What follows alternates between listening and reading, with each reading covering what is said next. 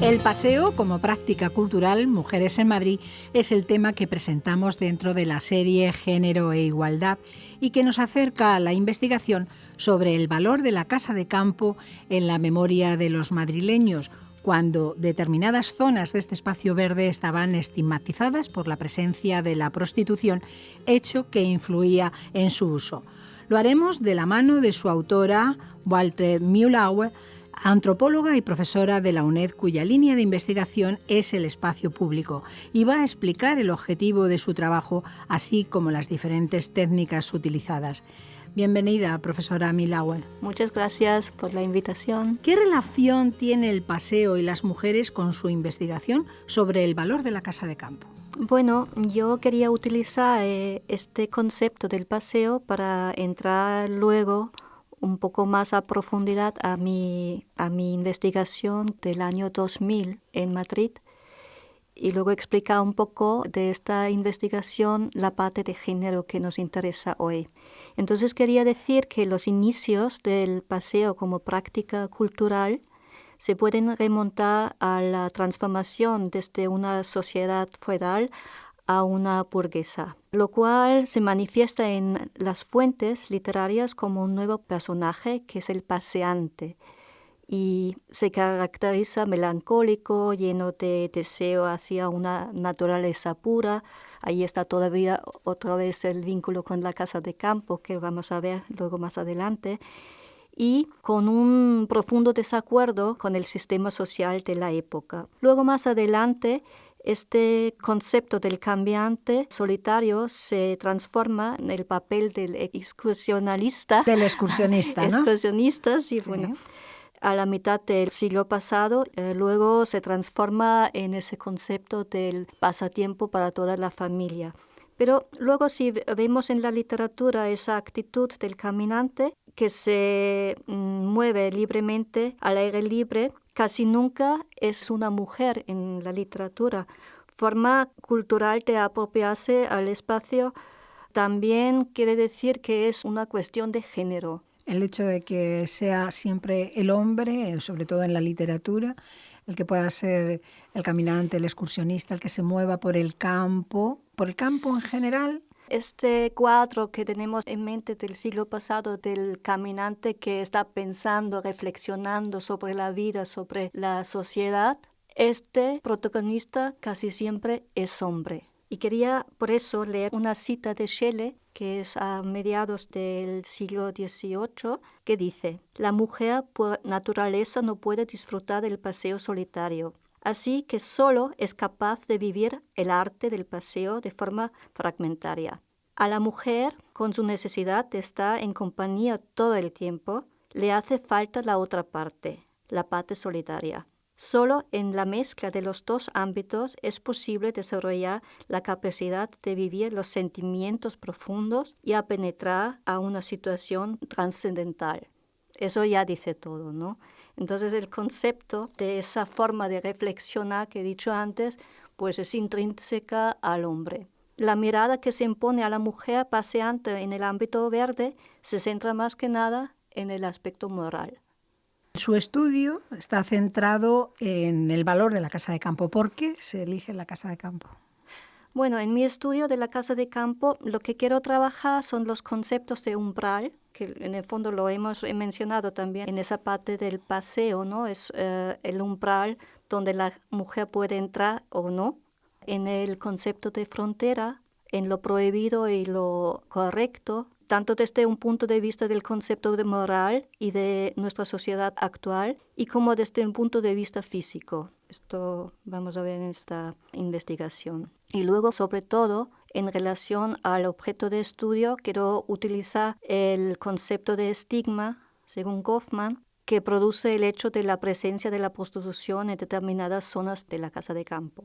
Entonces, yo propuse una investigación sobre la casa de campo a la Comunidad de Madrid en 1999, porque el espacio de la casa de campo estaba cada día en la televisión, en la prensa, y más o menos era sinónimo de prostitución. Quiero decir que el espacio tenía una mancha negra que no se podría quitar por ninguna parte y influía en la práctica de usarla. Entonces yo propuse de resaltar los valores de todos vecinos de la urbe, qué significaba este espacio en sus vidas cotidianas, ¿no?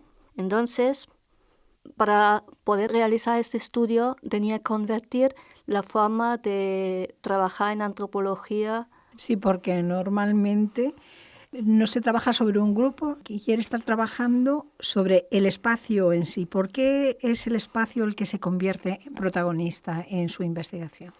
Bueno, es correcto. Normalmente se conoce como el modo operandi en antropología es elegir un problema de un grupo. De este grupo, el espacio es su contexto. Entonces yo, para saber qué son las necesidades que exigen los diferentes grupos o individuos a este espacio, tenía que convertir la forma de investigar, ¿no? Entonces, para mí, la casa de campo se convertía en un pequeño laboratorio, si se puede decir así, y tenía que ver quiénes son estos grupos o individuos y cuáles son las exigencias siempre temporales, necesidades que tenía que ofrecer ese espacio.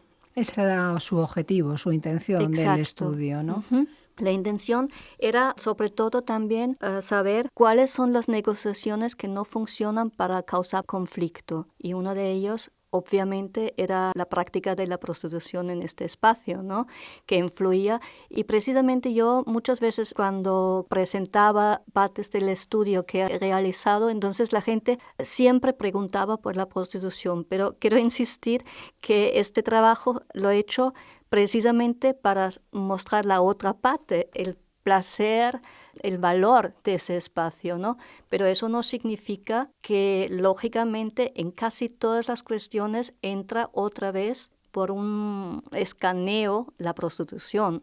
Antes nos hablaba de las cuestiones dentro de una investigación o de esta investigación, como la intimidad o los conceptos como el umbral, la frontera, lo prohibido y lo correcto. ¿Estos conceptos cómo se trasladan a la casa de campo? Bueno, en relación al tema que quiero mostrar un poco cómo son las estrategias de las mujeres para tener realmente disfrute de este espacio, hay que entrar en el tema de la estigmatización, ¿no? La casa de campo muestra por su situación particular un terreno para comprobar también como un área de división múltiple, como es la casa de campo, que sabemos todos que abarca todo ese espacio. Está estigmatizado por la prostitución, afecta a los usuarios en su manera de moverse en el terreno. Quiero decir que si pensamos que alberga este espacio, tenemos el zoo, el parque de atracciones, luego el lago que es de uso de diversión y de comer y tal.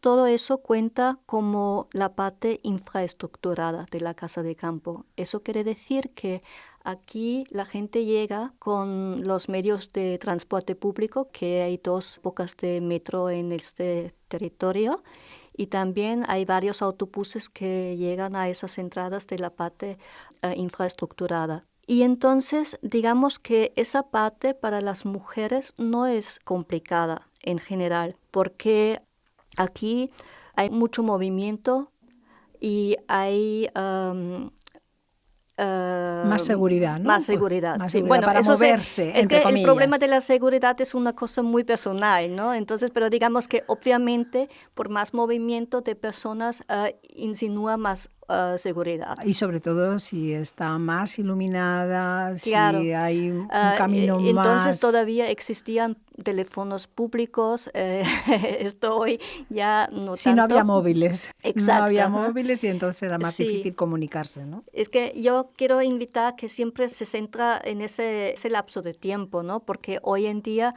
por muchas razones, el espacio ya no es el mismo, pero estamos hablando de unos época 20 diferente. años atrás en el tiempo, ¿no? Entonces, quiero leer una cita en relación a la estigmatización para que se pueda entender un poco más de lo que quiero decir.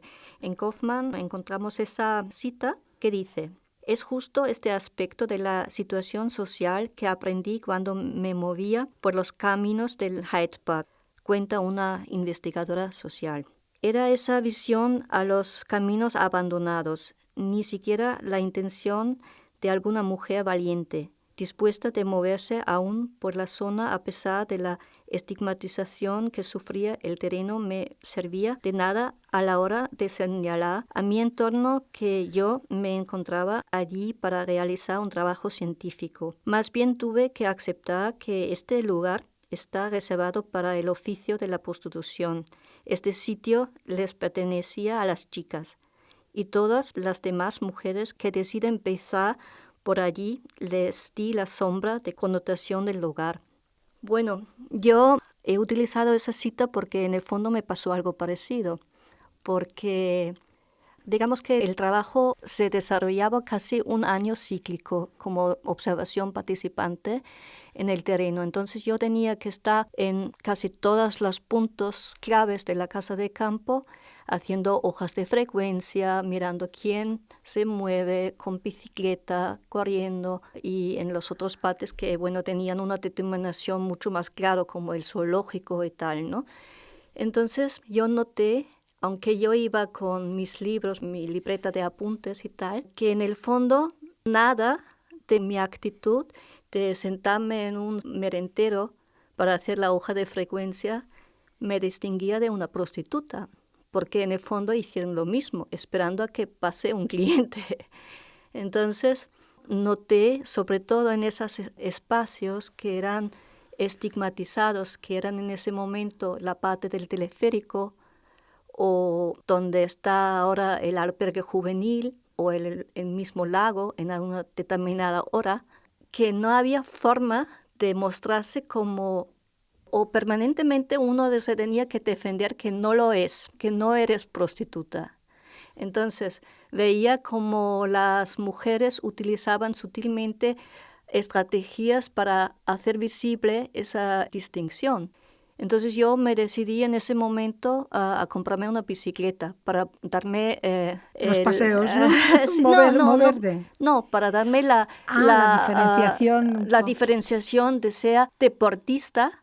Vale. Porque el problema también en ese momento, y también si vemos la literatura sobre un poco el tema moral relacionado con la casa de campo, en muchas fuentes de la época anterior, se sabía que había muchas mujeres de familias cercanas que en una determinada aprieto ejercían un rato la prostitución. Entonces eso quería decir que la vestimenta no era diferente. Eso es lo que le iba a preguntar, que si no era significativo y podía diferenciarse por el tipo de vestimenta o incluso a lo mejor por la posición en la que pudiera estar la mujer, ¿no? Bueno, eso era otro problema que me explicaron en buena parte mis informantes de la casa de campo. En hacer esa muestra de informantes que podía conseguir, apenas había mujeres. ¿Eso por qué?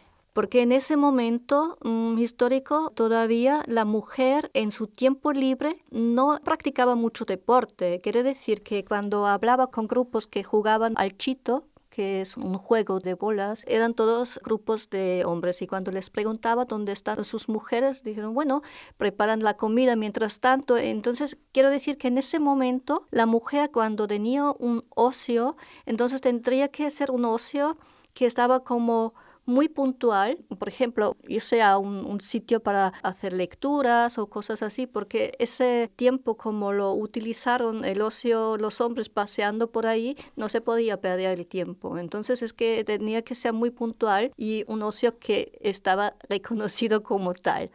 Me gustaría saber cuáles fueron las técnicas para esta investigación. ¿Qué medios? ¿Está hablando de informantes?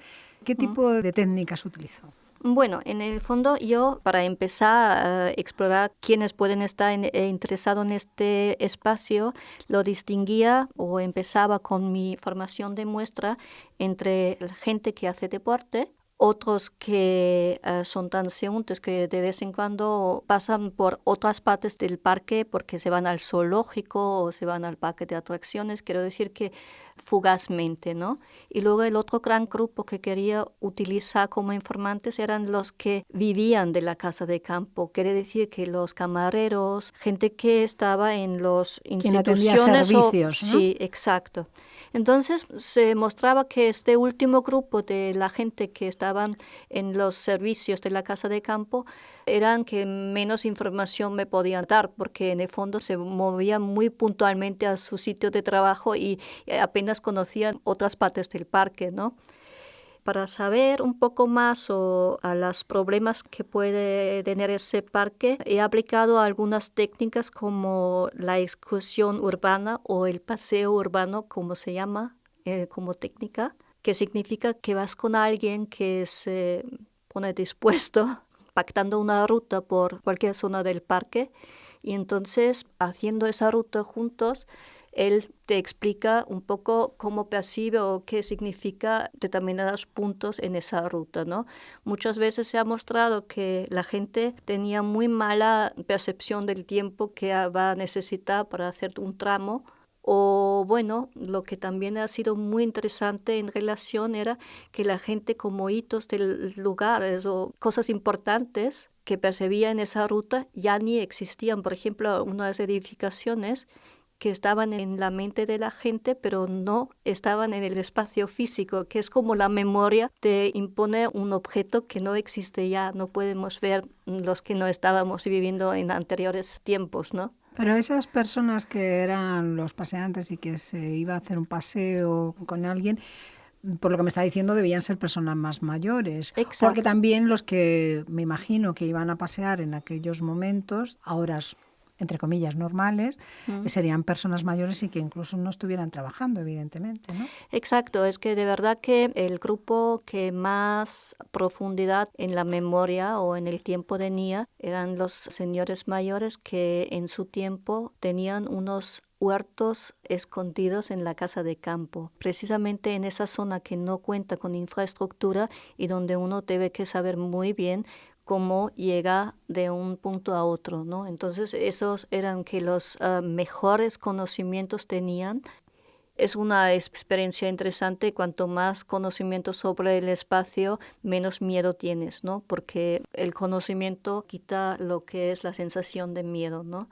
Entonces quería repasar un poquito más las técnicas y luego centrarme a la diferencia de percepción entre hombre y mujer. Una técnica muy importante e interesante son los mapas mentales, que también hay que decir que los mejores mapas mentales lógicamente pueden hacer la gente que más frecuenta el espacio.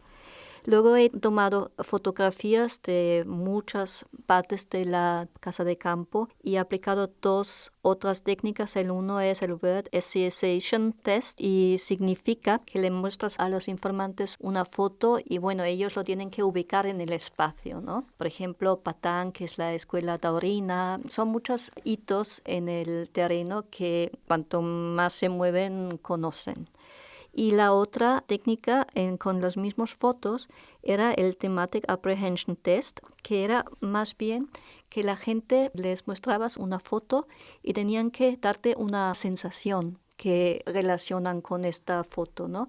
Entonces ahí era como mejor se podría trabajar también entre las mujeres esa percepción de estigma y la explicación, porque algunas fotos de lugares que en el fondo parecen idílicos, pero sabiendo dónde están, causan otra sensación. Tienen otra percepción, además de ella. Claro, pero una diferencia entre hombres y mujeres, Sí. lógicamente, porque a los hombres les parecen idílicos.